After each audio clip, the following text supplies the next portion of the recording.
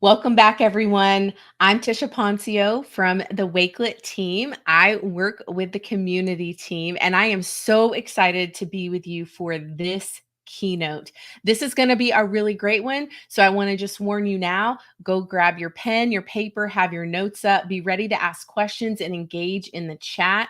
Our presenters are incredible. I've not only worked with them, met them, know them, learned from them, but I've seen them present before. So you are in for a treat. I just want to go over a couple of reminders. Remember that we still have all day tomorrow. We still have one more session after this. Ryan and I are going to be co-hosting an admin panel after this keynote. So you want to stick around. Tomorrow, we're going to have a whole nother day of so many incredible sessions. Make sure that you're using the hashtag Wakelet Community Week and share out your ideas, your screen shares, your thoughts, any takeaways that you have from these sessions. So in honor of our topic today, unleashing student potential through AI, Web3, and emerging technologies, which if you know me, you know is my passion, I actually put our presenters' names into ChatGPT because I wanted to see if it knew who Vriti and Mike were. So I asked, who are Vriti and Mike associated with Ed3DAO? And so here's a little intro, Vriti, especially for you. Vriti is an educator and entrepreneur with a background in educational leadership. She is known for her work in promoting innovative educational practices and leveraging technology to enhance learning experiences. She's been involved in various educational initiatives and is recognized for her efforts to reform and modernize education systems. So the goal here is Vriti's going to come tell us how accurate this ChatGPT description is of her. And Mike is a technologist and educator with experience in blockchain and decentralized technologies. He has a background in developing and implementing tech solutions in various sectors, including education. Peck's work focuses on using blockchain to create transparent, secure, and efficient educational ecosystems. And they are the founders of Ed3DAO. You've heard about that this morning with Mohammed, Wendy, Stormy, and Dr. Harvey. They were raving about Ed3DAO. So I am now not going to make you wait any longer. I'm going to bring Mike and Vriti to the stage. Welcome, Vriti. Welcome, Mike. It's so great to be here with the two of you. Hi, Great I to be guess here. ChatGPT is like the new Wikipedia, so I don't need to be on Wikipedia anymore, right?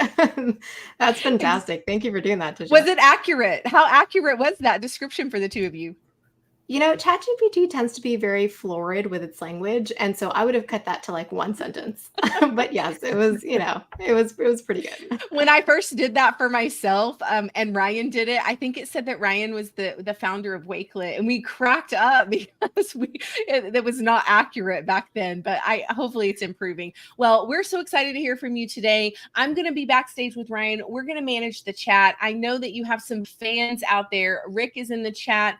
I see James Horner from Cypress, Texas has been with us pretty much every session. Frankie is also from Texas. We see Eric from New Rochelle in New York. We even have some people from Finland. So as always, those of you in the chat, remember, you will get the certificate and the resources for this session towards the end. Ryan and I will make sure you get those. But really, without further ado, you guys take it away. Awesome. Thank you so much for having us. Hello, Wakelet community. You're one of our favorite communities. You guys have been supporting Ed3DAO's mission from the start, and we're so grateful for you. So without further ado, I just want to introduce myself. I am Vriti Saraf. I'm the co-founder of Ed3DAO and the CEO, and I'll pass it off to Mike. Hi, everyone. And yeah, Tisha, thanks for that introduction. Hilarious to hear what ChatGPT says about you. But yeah, my name is Mike Peck, and I'm co-founder of Ed3DAO as well. And I'm also a full-time technology director. As you can see, I got my classroom back here in the background. And happy to be joining you all today. Thrilled to be able to share with you some insights from the frontier of education and emerging technologies. And so with that, I just want to run through our agenda today really quick, a high-level overview.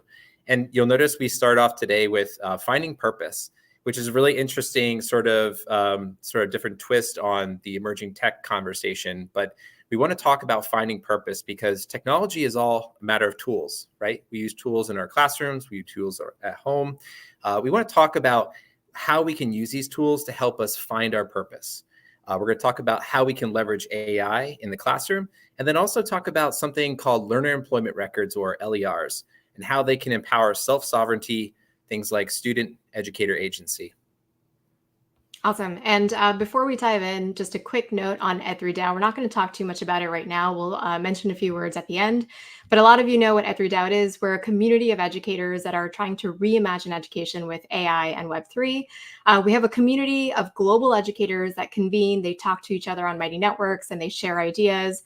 We have courses where we partner with universities, and we actually provide emerging tech courses in relationship with pedagogy, contextualized for education. And then we have a bunch of other activities like free events. We do a lot of free events, just like the Wakelet Community Week that's happening now. And we try to spread as much knowledge and research-based knowledge about emerging technology as possible. And to Mike's point, in a purposeful way, right? So that what takes us straight into what we love to refer to very often, which is the concept of Ikigai. If you haven't heard of Ikigai before, it is one of my favorite concepts. It comes from a Japanese concept, and the modern framing for Ikigai is really finding your purpose. And there's a few different ways that you can find your purpose, but there's the Ikigai framework basically creates this Venn diagram for what it takes for you to find your purpose. And there are 4 quadrants that basically allow you to find your purpose. And those are finding what you love, so identifying the things that you love, combined with figuring out what the world needs, combined with figuring out what you can get paid for, combined with what you're good at.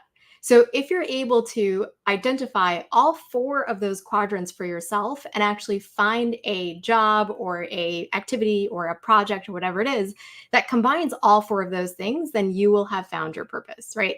Now, obviously, this is not like, an end all be all, and we're not saying this is like the ultimate thing, but it is a really good framework to really help you and help students ground themselves in how they can find something that really is not only their passion, but also helps them thrive in the world.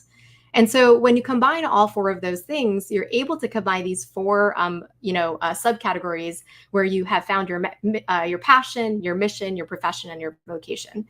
And the truth is that most of us are actually in these 2 quadrants where we found what we're good at and what we can get paid for, and that's our profession. Or we found what the world needs and what we can get paid for, and that's our vocation. But very few of us get to actually combine those things with what we love and what the world needs and what you're good at and what we can get paid for, all 4 of those quadrants. And so I wanted to really start this presentation with this Ikigai framework because we're going to be referring to it later on. But this is really what we want students and teachers to be able to thrive towards, right? Anybody who is, working or doing a project, volunteering, whatever it is, if you're able to actually, like get to all 4 of these quadrants, it becomes so much more deeper of a value, whatever you're doing, than just sort of, attacking the quadrants from 2 sectors. So that's the sort of framing for what we're going to talk about today. And so I wanted to jump into the 3 ways that we're actually going to attach Ikigai with a through line into emerging tech. So we're going to talk about identifying competencies, we're going to talk about verifying competencies, and then we're going to talk about AI thought leadership. So one of the things that I really enjoy about this community in particular is that this idea is going to land really well with folks who are joining from Wakelet. Wakelet provides us a way, and if you think back to some of the other sessions, stuff on portfolios and thinking about how do we really diversify how we recognize student learning, the idea of a portrait of a graduate is going to land really well in that territory. So the idea of a portrait of a graduate is this isn't something that's brand new. They've been around for 5, even 10 years or more, but we're starting to see a lot of traction in the area of thinking about how learners or what learners are getting as a result of the education that they're having in our schools. And so to define a portrait of a graduate on the left here, it talks about this is a framework that really offers a clear vision for the skills and knowledge and competencies that learners will get at the end of their educational experience. And what that means is that as a school, as a district, you're thinking about not just the content specific things, you're thinking about what are the types of skills and understandings that learners need to have when they leave our school. And in doing this, we can get a lot closer to finding a more holistic vision of what student learning looks like. If we think about a report card, a transcript, it does a really, really poor job of describing specifically like what a student has learned or understands as a result of the education that we provided. A portrait of a graduate helps us not only define clearly what those skills are, and it makes a very clear roadmap for schools to be able to establish a very consistent and cohesive learning environment around an agreed upon set of principles. Now, these are things that aren't just kind of pulled out of the air, or it's not just a single leader in the school says, hey, these are what the competencies are. These are things that are developed after a lot of conversations with community members, with students, with parents, with leaders in the community, with school teachers and school leaders. And through those conversations, as you can see, the example here on the right is from XQ schools. And you can see that their simple framework here outlines very specifically and very clearly what types of outcomes they want for their learners as a result of attending their schools. And so by thinking about what the outcomes are in terms of our education more holistically, we can come to a much clearer idea of how students can find their purpose in the classrooms and the schools that they attend. So we highly recommend that if you're not familiar with Portrait of a Graduate, you should definitely look into it. Getting Smart has some really great resources around this. The XQ competencies are openly available, and you can model yours against us. But here's actually the newer concept that Ed3DAO is currently developing. So we love the Portrait of Graduate. We love the idea that students should know what competencies, what mindsets they should be leaving with. For example, XQ is talking about original thinking and generous collaborating and learners for life, right? But I'm going to quote myself here. For students to be happy, agentic, critical thinkers, we need teachers to be happy, agentic, critical thinkers. Now, it's really important that we really let that seep in, because how many times have you attended a professional development as a teacher and it hasn't aligned to the way that you're actually supposed to teach the student? So for example, a lot of project-based learning, professional development is presentations that are being talked at to teachers. But if teachers aren't experiencing the PBL themselves, then how are they expected to actually deliver it in the way that they should? And so the idea here is, if students are learning something, or students are expected to be, whatever competencies, then we really need to support teachers in the same way. And so one of the concepts that Ed3DAO is currently developing is the concept of a portrait of a teacher. And so the purpose of a portrait of a teacher is really to ensure that teachers are fully prepared and have the same sustainable learning measures and lifestyles that students do, right? So if we think that students need support with mental health, and we think students should be critical thinkers, if we think students should be learners for life, if we think students should be generous collaborators, teachers need all of those supports as well. Right? It is a completely disjointed model right now, where most of our attention goes to students and not a lot of our attention goes to teachers. And so one of the things that we're building at Ed3DAO is the concept and the process for developing a portrait of a teacher at your school district. And we think that it should align with the Portrait of a Graduate, but it probably has a few more things that needs to be added to it, right? Because teachers have more of a responsibility for students. They're guiding the students, they're leading the students, they're providing this sort of mentorship and coaching to students. So teachers need a little bit more than that. However, I think it's really important to note that, there's this parallel sort of, this parallel sort of function between Portrait of a Graduate and Portrait of a Teacher. And so that's something that we're currently developing. And we wanted to put it out there. And this is actually the first time in the Wakelet community that we're actually putting out there. And we really want you to think about, well, if I am a teacher of students and I expect my students to be happy, then I, as a teacher, need to be happy, right? I need to create an environment, or my school needs to create an environment for me that is sustainable for me and that is conducive to my learning needs and to my developmental needs. And so that's something that we're really, really excited about. And we'll talk about a little bit more here, but also in future engagements at Ed3DAO. I dive into learner employment records? So learner employment records are one of the two sort of technological advancements that we are seeing starting to make a big presence in the emerging tech space on the education side. And what is a learner employment record? Well, for again, our Wakelet community here, this is going to resonate pretty deeply with the work that has been happening here with Wakelet. And that is thinking about how do we more holistically capture all the things that a learner has in terms of their experiences, their achievements, their skills, the certifications that they earned along the way on their educational journey. And so a learner employment record is a way for us to capture and look at all those different experiences, whether those experiences are happening in our classrooms, where they earn specific grades or they get report cards and transcripts, whether those things are happening in the community organizations that they're a part of, providing community service, participating in things like scouts, also things like experiences, internships, externships. What sort of things are the students doing both in and outside the classroom, and how can those things be pulled together in a way that makes sense, both for them, but also then for future employers?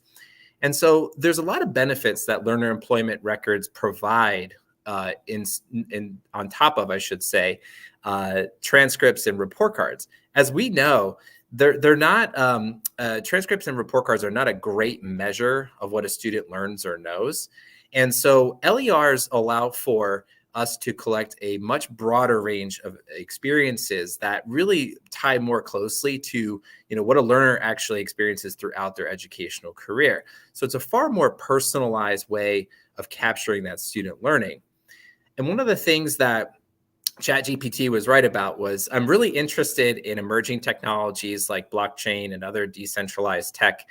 And what that means is that this new technology is something that we can really leverage and use to be able to ensure that what is contained in a learner employment record, so think of it almost as like a digital wallet, that those credentials, those experiences, those activities are all verified and secure in a digital format so that a learner can then use and own that data to be able to show it to other people, to show it to potential employers. And so this is sort of the new age transcript. This is a way for us to more holistically capture, again, what it is a learner has achieved over the course of their school career or their learning journey, and use it to their advantage to apply for jobs, to connect with other experiences and individuals who may provide mentorship. This is sort of like a portfolio, but provides us with a way to be able to verify and secure those credentials so that they can be used in all sorts of different settings outside of the school. Awesome. So let's connect this concept to Ikigai, and let's connect the student sort of competencies to teacher competencies. So one of the things that LERs, learner employment records, allow you to do is it allows students and teachers to really visibly see your competencies, right? It allows you to create artifacts for what you can actually, what kind of competencies you actually have, what kind of skills you've attained, and it's very evidence-based. And so what we can sort of make a direct connection to with Ikigai is that the competency visibility actually allows you to identify what you're good at, right? So you can very visibly see what you can actually do, what you can't do, what your strengths are, what your growth areas are. And so that's one of the huge benefits of LERs. It also allows for multi-party verification. So what that means is that an LER is not just verified by your teacher. So a competency that goes into LER, a micro-credential that goes into LER, can be verified by a community member, by a teacher, by your peers, by leaders, by employers, by somebody you're doing an internship with. So there's a lot of verifiers in the community that can actually say, you know what, I think this person does have this competency because of all of this evidence that I have. And it often requires multiple points of verification. So it's not just one person verifying it, but it's multiple people verifying it. And so that really allows for like really strength in verification and reliability of the data. And what that multi-party verification allows us to do is actually tap into different avenues and different sources for verification. So imagine that you're getting verification from not only the community that is in your local area, but it's also a global community, or it's your employer, or it's your school. And what that allows you to do is really assess what the world needs, right? Because if the world is willing to verify your competency, that means that they probably need that competency. Um, the next thing that it allows you to do is it allows you to stack your competencies, right? So you can actually have a few different micro-credentials stacking on top of each other to create your learner employment record. And what that allows you to do is it allows you to incorporate your passions, right? So in school, we're often, taught what we're taught because it's decided by the curriculum or decided by the school district.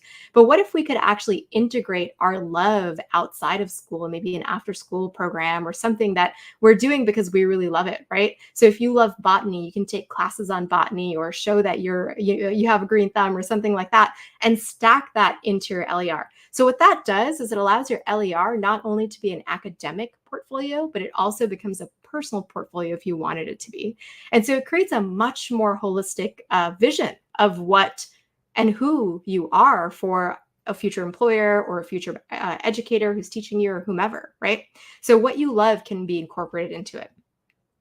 Another thing LERs do is it allows you to access various resources and avenues for micro-credentials. So right now, when we get a report card, whether it's from a high school or university or a transcript, we get it from that one institution that we've learned from.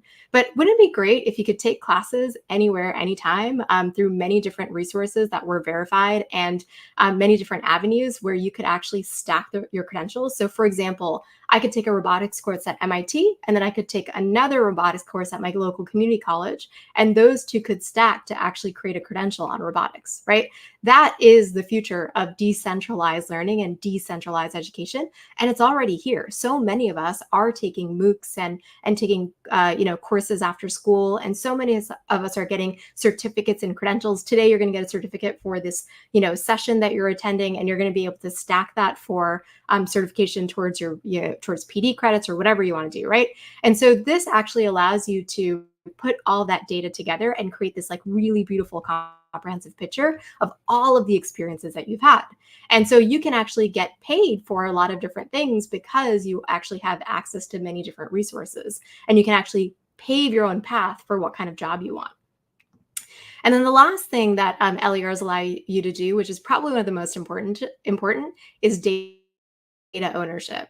And the data ownership, and Mike talked about self-sovereignty, that is one of the most important things when we talk about Web3 or blockchain or decentralization or even democratized education. Right now, our data is mostly owned by big tech companies, and we have no control over that data. Right now, ChatGPT, for example, is taking so much of our data. Whatever we put in there, it's using our data to refine its algorithms. And that's fine, right? Because we're using these services for free. But wouldn't it be great if we could own our own data and decide where that data goes? Because data is already a commodity, right? A huge tech company would much rather give you the product for free in exchange for your data than have you pay for it. So they'd much rather actually take your data than make money off of their product.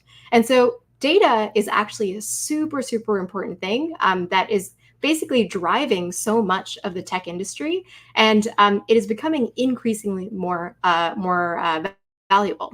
So wouldn't it be great if we could actually own our own data and decide what gets given to somebody else, what we can sell on our own, or what we can show others? So this LER sort of ecosystem allows you to own your own data, right? And Mike mentioned this briefly before, but owning your data also means that you can access it anytime. So right now, if I wanted to get my transcript from my college that I went to 15 years ago, I would have to call them up, and then I would say like, hey, can you send me the transcript? I would have to pay the bursar like $20 or whatever. But wouldn't it be great if I could just pull that up on my own anytime, right? So these are the sort of reasons why LERs are so important. And the decentralized part of LERs, the data ownership part of LERs, are so, so important for the future of democratized and decentralized education, and for helping students and teachers find their purpose. All right, so let's do a little bit of a through line and connect into AI, and then we'll bring it back to the Ikigai piece.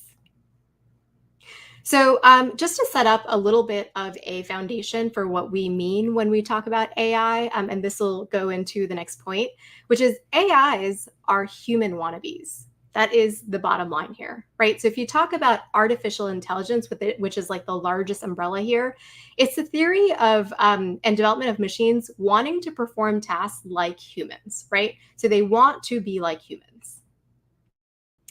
Then machine learning, which is a subsect of AI, is the ability for machines to learn without human intervention. So again, they want to be able to do things like humans and learn without human intervention. And then deep learning, which is another subsect, is basically mimicking the human brain and creating neural networks so that they can connect pieces of information to, again, emulate human thinking. So I hope you're seeing the trend here about wanting to be like humans. And then generative AI, which we're all familiar with, is the ability to generate new content based on pre-trained data.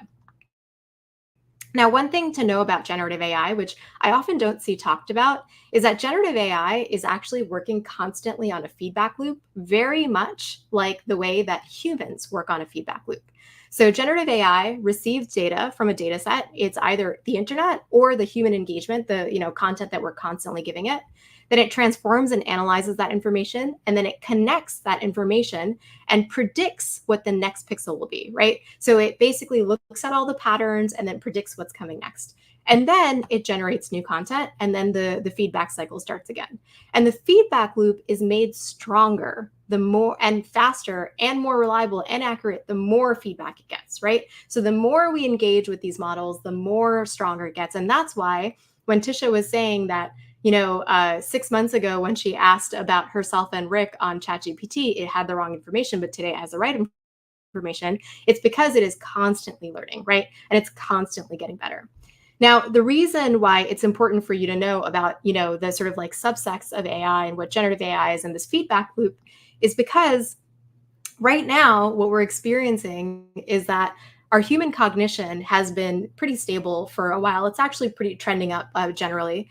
And we've hit this sort of AI, renaissance. And AI has taken over our lives in a lot of different ways. And what's essentially happening is that AI cognition is actually increasing.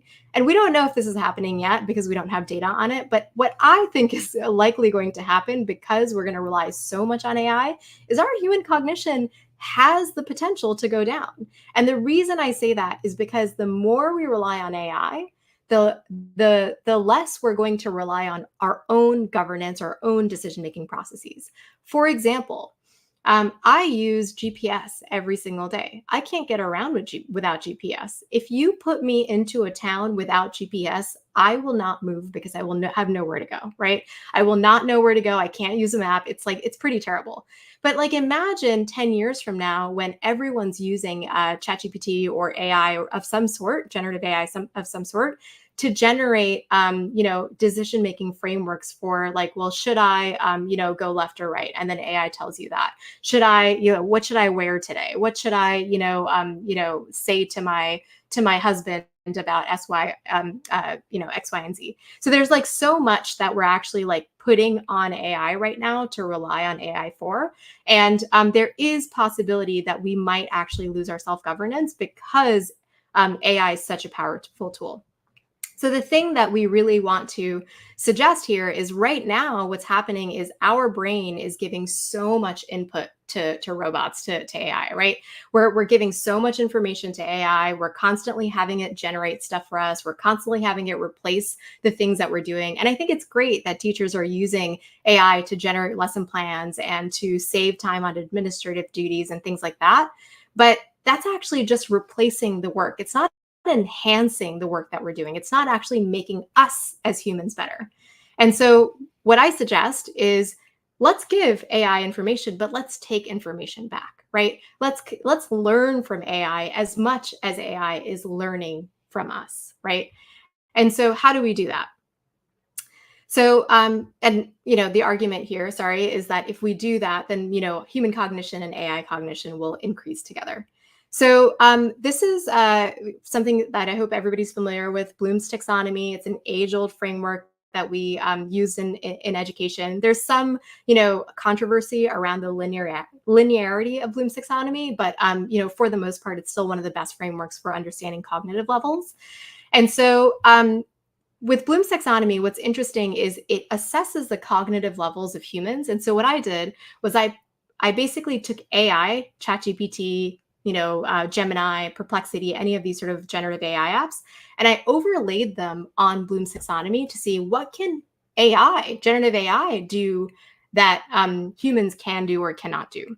And so here's the conclusion that we found. The remembering part, which is the most basic part of the cognitive level, AI is really good at it, right? We know this. AI can remember, a trillion more facts than you can. AI can recall and sort of like memorize and keep in its data system so much more than you can. But what's crazy is as soon as you get to the second level, which is understanding, AI fundamentally breaks down. And the reason for that is because AI is not making meaning the way that humans make meaning. The way that humans can make cognitive leaps in understanding, AI cannot. And I'll give you an example of that.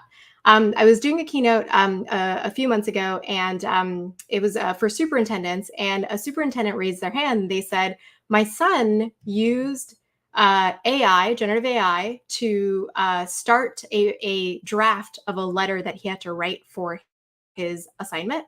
And the letter he had to write was a goodbye letter to racism. And so AI at that point was taking patterns for what good letters are. And it started with, "Dear racism, such great times we've had," right? It did not understand what the purpose of the letter was. It just started creating like the ideal letter, right?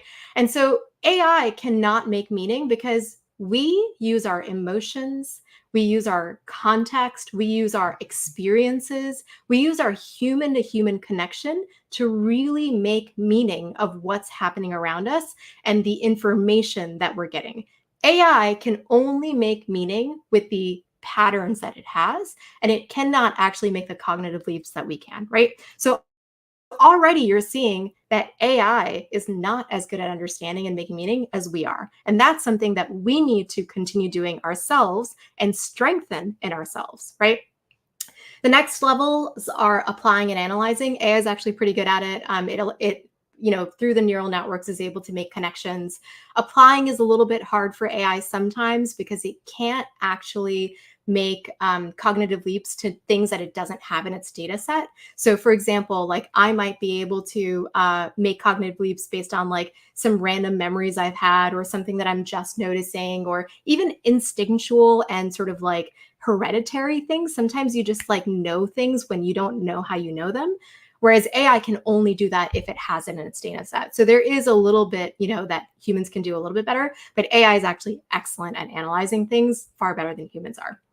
Now, the next level, evaluating, is where AI breaks down again. So evaluating is making judgments, right?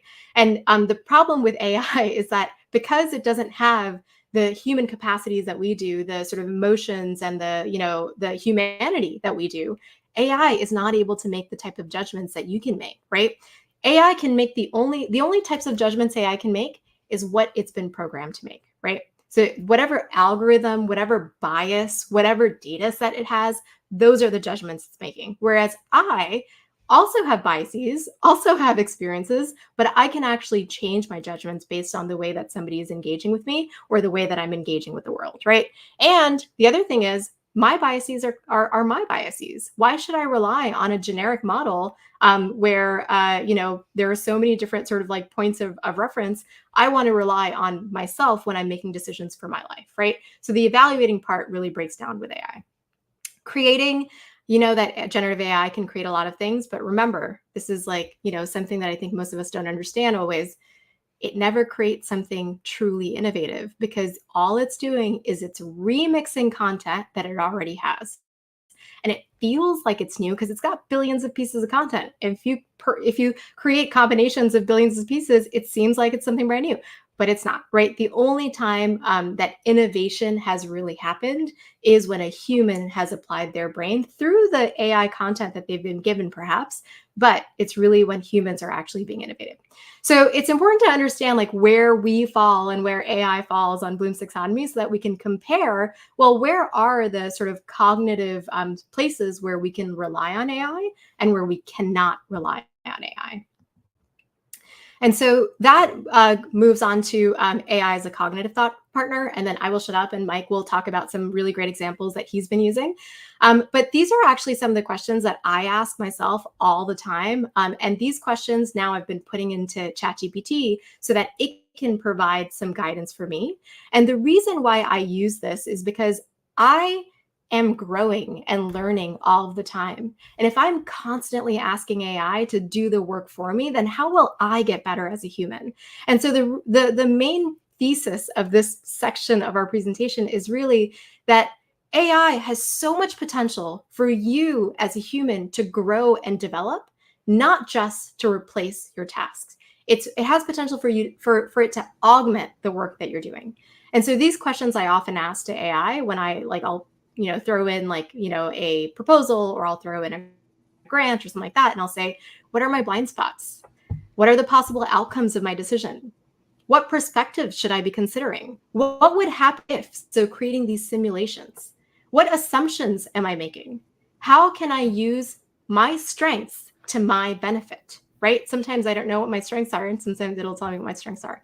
And so none of these are actually having AI make judgments or, make meaning. It's just having it use, the data that I've provided it and the data it has from other, humans across the world to give me feedback on how I can get smarter and stronger and potentially find my purpose. Yeah, there's so many like awesome nuggets along the way there. And so I'll try to reattach, some of the things I'm going to talk about here to what Freedy was sharing. And the first thing I'll say is I think, we need to think about AI as a tool. It is not the end product. We are humans. And for centuries, millennia, we've used tools, right? Without cars, we wouldn't get to work every day, super fast. Without hammers, we wouldn't be able to build buildings and so on. And so I think it's really important that we understand that AI is a tool to be used. And when we're working, whether it's in my role as like a technology director and working with staff and students, teaching them about technology, ensuring that our district has access to the best tools to be able to enhance learning, or whether you're in the role as a classroom teacher where you're doing lesson planning and leading instruction, those kinds of things, or you're even a support staff teacher where you're working with students and helping them understand content that's happening in classes, providing maybe one-to-one support. There's a lot of different ways that AI can be used in your context. And I think that's the other thing that I want to latch on to here at the beginning. And that is that, without the important things that we as humans know of the world, like what's happening in my classroom, what are my students like, what are my students' needs? Without that context, AI isn't super helpful. And so what we need to be thinking about is how do we use AI as a tool to enhance different practices or things that we do in our day-to-day jobs. And so as a technology director, during my day-to-day responsibilities, I use AI frequently. And so I identified a few key areas, including ideation. So as I'm developing plans, coming up with new strategies, coming up with rollout plans, all these things, require a starting point, right?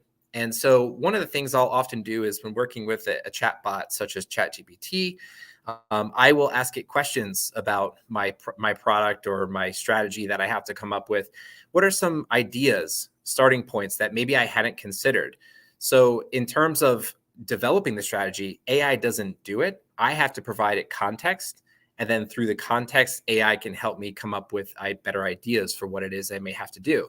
Now, while I'm talking about doing a rollout plan or a strategy of some sort, teachers might be using this for things like coming up with ideas for lessons or projects, activities for their students based on the needs and the content at hand. And once we have those ideas, the next step is iterating on those ideas, right? So we oftentimes don't come up with a single idea for a lesson plan and go, oh, this is great, I'm going to teach it, right? It takes years of practice sometimes to come up with a really good lesson that really engages students in a way that makes sense from my classroom. And so one of the things that AI can do is supercharge that iteration process, right? Vriti had mentioned this idea of the feedback loop, which is really critical. Is when I talk to AI, I want to use it in a capacity where I give it context, it gives me a response. I give it more context, it gives me a better response. And the more feedback that I can give AI, the better the end product is that I can get from it.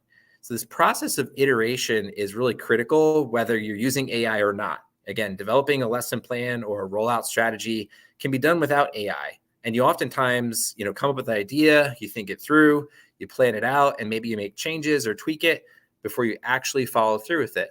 AI can help supercharge that by providing you new ideas, fresh perspectives, or even like Vriti was saying, identify those blind spots that you might have in your plan, things that you might not have thought about, but you should, in terms of the iteration process versus waiting till the end to find out. One of the things that we all have to do as a part of our jobs is administration of some sort, whether you're writing letters, writing emails. Who really writes letters anymore, I guess is a good question. But certainly emails, coming up with communications to your teams, coming up with communications to your parents or your community. These things often take time. And so when producing these types of products, yes, you can go ahead and write a letter or email, but you can use AI to help kind of supercharge or speed up that process. Once again, giving it context, saying, I need to provide an email to my community that talks about this new tool that we're going to be using. We want to make sure parents are aware of how it works. Giving it some context, get some feedback, give it more context, get some feedback, and then come up with a final product a lot faster.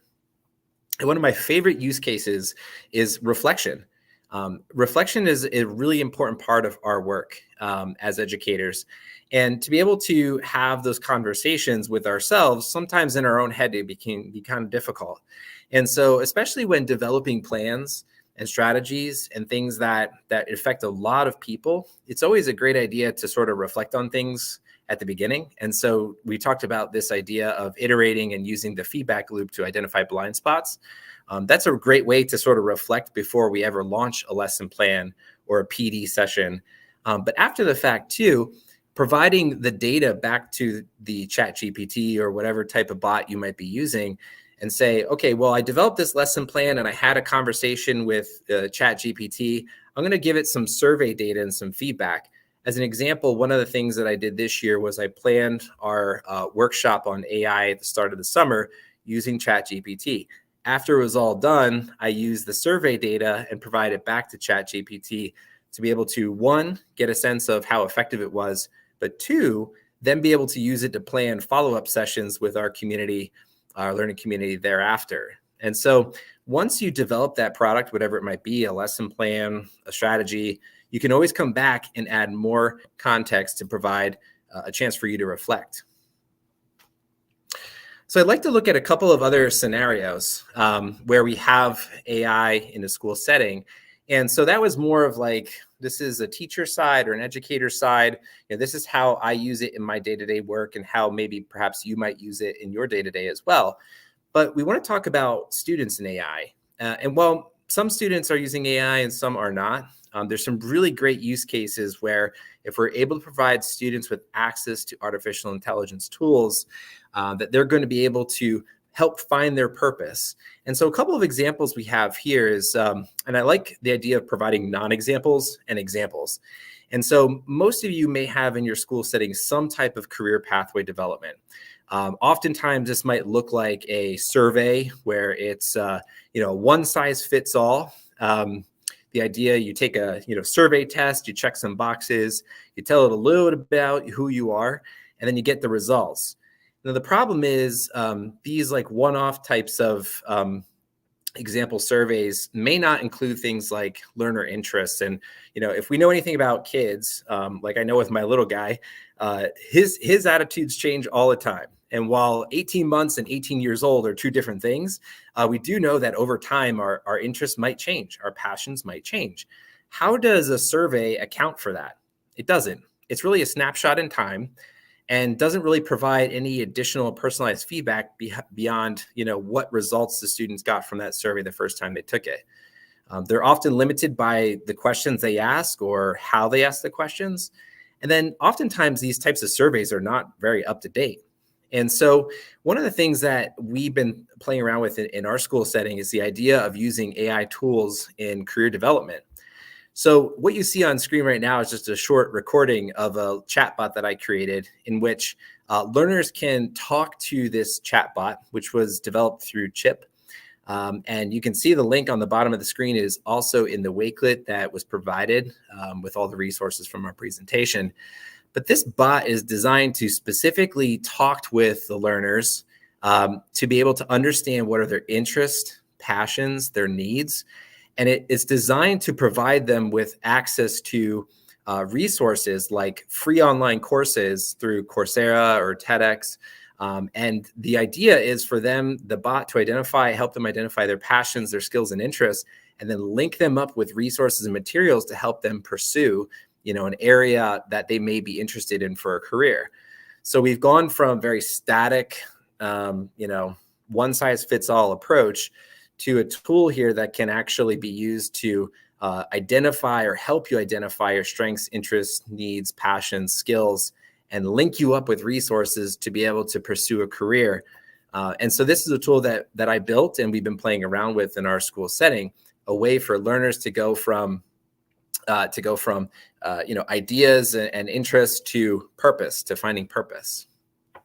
I want to provide one other scenario, which most you can probably resonate with, and that is, we'll start with that non-example. So when we talk about curriculum, digital textbooks, and digital resources, sometimes, especially on the digital textbook side, when we talk about the resources that are provided, they're oftentimes, very much like we were seeing with the survey, one size fits all approach. They have a bunch of pages, they might give you some extension activities, but there's limited exploration opportunities outside of those, additional links about, we'll say, cellular biology as an example. But there isn't any possibility for developing a feedback loop because the textbook doesn't have the capability of providing any feedback necessarily to the learner. And then there's also very limited connection to the learners, right? Like the book doesn't care about the interests or needs or passions of the students that are reading the book, right? It is what it is. It has resources. And so it has limited kind of shelf life and limited ability to connect with the interests and experiences or passions of learners, especially as books get older, right? Like you've probably all seen a textbook where it's like made 20 years ago and it like has no relevancy to today. And so when we talk about AI, it can play a really important role in enhancing curriculum. And so when we think about AI in that particular space, AI can be used to really supercharge a personalized curriculum and incorporate a variety of interdisciplinary resources. So as an example, when I was showing the career pathways bot, students could ask it all kinds of questions. They could give it all sorts of examples. The one I provided was, hey, I'm a learner who likes drawing and I enjoy sci-fi. And from there, we have that conversation. Through more context and more feedback that I give the AI tool, it's able to give me a variety of different types of resources, which span all sorts of content areas. Of course, that means there's opportunities to extend exploration. Having a conversation with a chatbot means that I can continue to access new information resources or gather information across a variety of different places, not just the ones that we see within the textbook. It's on demand, which is really exciting. Providing these tools mean that we can give on-demand access to learning just about anytime, anywhere across a variety of different disciplines, and also give learners specific feedback too. So if we think about how AI can be useful as a tutor, how it can be used as a homework helper, especially for those students who may not have access to a parent at home in the evening when they're doing their homework, having an AI tutor or an AI type of homework helper would be extremely useful, of course, to be able to provide them specific and timely feedback. And the other thing too is because AI chatbots can be updated, they're able to provide on-demand access to the learners, and also can really adapt with the changing times as the data and those bots get updated. And so with that, we're running close to the end of time. We wanted to talk a little bit about Ed3DAO here and in terms of how you can further connect with us in our community. So as Rudy mentioned, we are a global Mike, can community I that, jump in and just like yeah, tie a neat bow around yeah, all the sure. stuff that we just talked about, and then we can go into Ed3DAO? Sorry. Yeah, go So for it. Yeah. we talked about so many different ideas today, and I feel like we sort of like it was kind of a whirlwind of information. And Mike, what you just presented was mind blowing. It was so great. The like main thesis and the through line of today is really two things. Number one, purpose in so many ways. Purpose for yourself, purpose for what you're doing, purpose for why you're using emerging tech is so important. And if you're not prioritizing purpose, if students and teachers are not prioritizing purpose, then it's not going to lead to the optimal way you want to lead life, right? That's one of the main things. The second thing is that emerging technologies, like blockchain for learner employment records or AI, they're only as good as how you use them and what purpose you assign to them, right? So learner employment records are really amazing if you are thinking about the concept of democratized and decentralized learning. AI is amazing if you're thinking about how to actually improve your own cognitive abilities. Mike provided amazing examples for how he uses AI, but if you noticed, he really talked and like emphasized how it's really helping him be better, right? The reflection tool, the iteration tool, he's constantly trying to be better with it. And that's really the main thing. One thing that has been really interesting for me to explore. So there's this, incredible, professor, researcher. She does a lot of things, designer, Shu Gang, and she brought me onto this concept of understanding what the externalities of using technology is. And one of the things that I realized we haven't been talking about is in designing for something like personalization with AI or individualism, are we accidentally also designing for social isolation? In designing for efficiency where AI replaces our tasks, are we also accidentally designing for loss of self-governance? Right. So there's all of these like sort of trade-offs that we need to think about as we're doing and engaging with these emerging technologies. And the goal is, again, make it purpose-oriented and make sure that you're using technology to further yourself as a human and to further students as human learners, right? Okay, that's it. Thank you. Mike, back over to you. Yeah, no, that's a really great segue. And the one thing I just want, or I guess, tie up there, but the one thing I would underscore too is, we're in a time in education where we're seeing, very big disconnect between the needs of the world and how traditional education systems have been built and operated, right? And I think one of the important things is that we have an opportunity to using these tools really focus on developing systems that are centered around human flourishing, right? And part of the conversation you've heard from so many different people over the last few days is talking about how can we use these tools to really focus on the needs of the learners, the educators in the buildings, the educational leaders, and what the future holds for them, right? And so that is a really central question, like finding how we use tools to enhance human flourishing is really a central question to a lot of this. And one of the things that we'll parlay here into Ed3DAO is that we're talking about Ed3DAO. How do we use emerging technologies in a way that really can revolutionize the education system in a way that focuses on our learners? And so there's a few different ways that we provide access to our community. And so we'll work our way left to right. So the first thing is, if you're interested in AI, we have a wonderful, beautiful piece of our website set up for access to AI events around the world. And so we aggregate AI events that are coming from all places across the world, both in person and online. And we are aggregating those events on our website. And so that'll be a part of the Wakelet little suite. So you can check that out in there. By going to that link, you can check out events. It provides times, locations, whether it's virtual or in person, and also whether the events are cost or for free. And so we encourage you to check out our global AI events library. Second is join our community. So we have a free and open online community that's being hosted on Mighty Networks. And so we would encourage you to, if today really resonated with you, check out our community, jump in. We have educators from across the globe who are having conversations about all different types of emerging technologies, and talking about how they fit into their education or in their educational context. And so we're talking about things from AI to Web3 and how we can use those tools to reimagine education.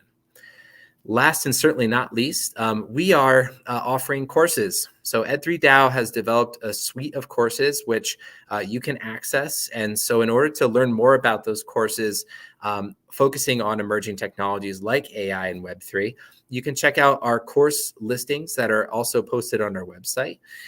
You can check out the course offerings that we have available. And we're excited to see that list continue to grow in the days and weeks and months ahead. But we are offering a set of low-cost continuing education courses that are focused on how teachers can leverage these technologies in the context of their classrooms. And so that's another way that you can engage with us. Certainly, the last thing I would love to mention before I pass off to Vree with any final words is we do love the Wakelet community. We want to thank you all so much for joining us today. It was a wonderful time being able to share, our experiences in the educational frontier, and we're so happy to have you all here with us. Thank you. And thank you guys for all of the comments. We've been reading the comments. They've been popping up on the screen, and they've been really encouraging us as we were doing this presentation. So really appreciate you guys, being here and listening and having an open mind. Thank you guys so much. And we'll pass it back to Ryan and Tisha. Hey. You guys did incredible. The comments were going crazy. In the beginning, I was kind of sensing the energy. They were taking in everything you were saying. And then they started coming in the chat, just like Rick and I were screenshotting. We were chatting behind the scenes. I was helping Ryan, telling him what was going on. Yes, this is incredible. Thank you so much for sharing all that you've shared. We've actually put the resources in the chat as well. We'll do that again. Ryan, if you could grab those from the private chat, I think you have access to them just to make sure that our attendees have Vree and Mike's Wakelet collection. They have a whole collection of resources just for you. I know they would love to connect with you. And I will just say this personally, Rick, Ryan, and I, we are all part of the Ed3DAO community, and it is always teaching us something new. This is what I cannot stress enough. I do not know enough about AI. I go to Mike and Vree all the time to learn something new, that entire community. But I have a crazy question for you. I told you I would always have some crazy question at the end that our attendees would love to know. And, AI is obviously everywhere. It's in every presentation title that I see at every conference. Everything that is happening, it seems like, is revolving around AI. But we were talking about this 2 or 3 years ago before that big push. My question for you is, this is from Dagan in the community, just so you know. So shout out to Dagan, because I love this question. Rick knows the question I'm about to ask. What drives you crazy in a good way about emerging technologies like AI and Web3 education? So Vree, I'll let you go first. Sure. There's a lot of things that drive me crazy in a bad way about emerging technologies, but in a good way, I would say the field is moving so fast. It is really hard to keep up with it. But I think the fact that it's evolving so fast also means there's so much potential for what we can accomplish. And every single time I go back into the emerging tech scene or a new technology that's come out in Web3, I'm just filled with so much hope for what we can accomplish and how we can reimagine learning, right? And I know that we haven't gotten to that point yet globally where we've reimagined the education system, but I think it's very possible because technology has made it more possible. And I think the more that we use technology and recognize that humans actually have a huge role in making the technology purposeful and humans cannot be out of the picture, I think the more we're going to be able to leverage the technology in a way where we can reimagine everything about the system of credentialing and, the industrial school system and all the things that, have been problematic with education. And I think it's really possible for us to redo all of it, right? But in a way that is really conducive to everybody, equitable to everybody, and, really focuses on learning and growth rather than just credentialing or, bureaucratic systems. Absolutely. Absolutely. And Mike? Yeah, that's a really good one. The space is moving really, really fast. And I think the part that is, it drives me crazy in a good way, is that just to double up on that, I think there's so much potential, for the future of education with the technologies that we now have at our disposal. And I think my call to action to everybody here is dream big, right? Dream big. We have the opportunity to make some meaningful change in education using the tools that we have at our disposal, now probably more so than ever. And so, whether you're working in a public school, private school, if you're working in some other type of teaching and learning organization, I encourage you all to dream big and think about where we can go, using this technology. I'm left, in awe, inspired by things like today's rocket launch. I don't know if anyone watched it. It's amazing the progress that we're making with technology, but it's up to us to shift the narrative and really make things change. It comes from within. We have to think about how we can really focus on human potential using these new tools. And so that's my call to action for today, and where I'd love to leave it off. I think that's a great call to action, Mike. Thank you both for joining us today. The session was fabulous. Call to action before you do anything else is dream big. And I would say that to my team, my entire team at Wakelet, and everybody that is watching. We have to do that together, right? And so make sure you're surrounding yourself by community members in Wakelet and Ed3DAO, because your dream isn't crazy. It's possible. Mike, Vriti, you were amazing. Resources, we'll put those in the chat one more time, Ryan, as well as the certificate. It was an honor and a pleasure, as always, to host the two of you. And we hope you'll come back for Wakelet Community Week next year as well. Thank you so much. Both. Thanks so much, everyone. So we still have more sessions. Ryan and I have one more session. So we have an admin panel that we're going to be hosting. We want you to join for that. We have a 35-minute session with some administrators. We're going to talk about the future of education. Make sure you come back for that. Remember, all of these sessions all week can be replayed on the YouTube channel, youtube.com/Wakelet. Go watch any of the sessions that you missed. In addition, use hashtag Wakelet Community Week whenever you are sharing your thoughts, your screenshots, your ideas, your innovation. We want to hear about it. So make sure you're tagging all of us so we can connect with you. And we will see you in about 12 minutes on the next session. So we'll see you again soon, everybody. Bye.